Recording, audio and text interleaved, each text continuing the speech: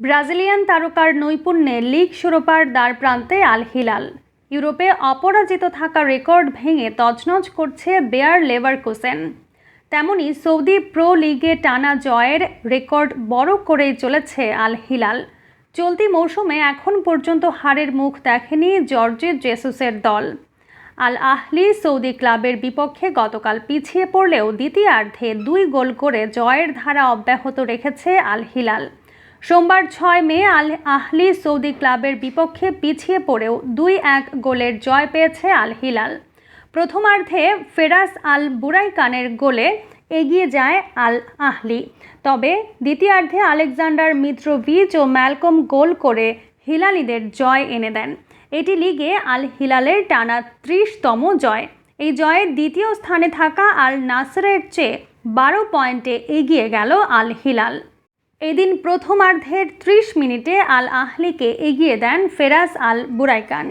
চলতি মৌসুমে এটি লিগে তার 12তম গোল। বেশ কিছু আক্রমণ সানলেও প্রথমার্ধে এই গোল আর শোধ করতে পারেনি আল হিলাল। দ্বিতীয়ার্ধে আল আহলির ডি বক্সে উপর্যুপরি ত্রাস ছড়াতে থাকে আল হিলাল, বিশেষ করে মিত্রোভিচ। সার্বিয়ান এই স্ট্রাইকার বেশ কয়েকবার গোলের সম্ভাবনা জাগান। 52 মিনিটে গোলের দেখাও পেয়ে যান তিনি। লিগে 24 ম্যাচে 24 গোল করেছেন এই সার্বিয়ান। মিত্রোভিচের গোলে সমতায় ফিরলেও এই ম্যাচে সেরা খেলোয়াড় নিঃসন্দেহে ম্যালকম। আল হিলালের 2টি গোলেই অবদান রেখেছে এই উইঙ্গার। সব মিলিয়ে গোলে যুগ্মভাবে সর্বোচ্চ 5টি শট নিয়েছেন তিনি। গোলের সর্বোচ্চ 2টি শটও রেখেছিলেন তিনি, তৈরি করেছেন 2টি গোলের সুযোগও। আল হিলালের দ্বিতীয় গোলটি এসেছেও ম্যালকমের পা থেকে। সেই গোলটিও ছিল দারুণ।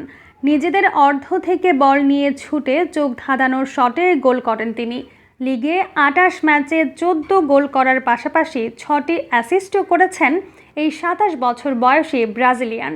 এই জয়ে লিগ শিরোপার দ্বারপ্রান্তে পৌঁছে গেছে আল হিলাল। লিগে বাকি ম্যাচগুলোর আর একটিতে জয় পেলেই শিরোপা হিলালিদের ঘরে যাবে।